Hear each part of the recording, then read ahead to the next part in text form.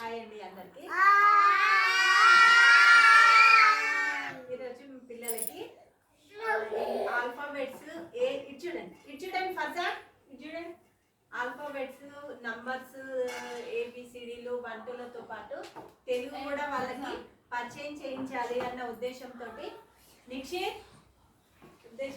మేము ఇక్కడ ఒకటి అరటి పండు ఆలు ఒక దీంట్లో మేము మొత్తం కూడా డ్రా చేసామండి. అరటి పండు ఆకు మొత్తం డ్రా చేస్తే పిల్లలకి కొంచెం అట్రాక్టివ్ గా ఉంటది, తొందరగా చెప్తారన్న ఉద్దేశంతో ఇట్లా డ్రా చేయడం జరిగింది. చూడండి పిల్లలు, ఇప్పుడు మనం నేర్చుకుందామా ఆలు ఇది చూడండి.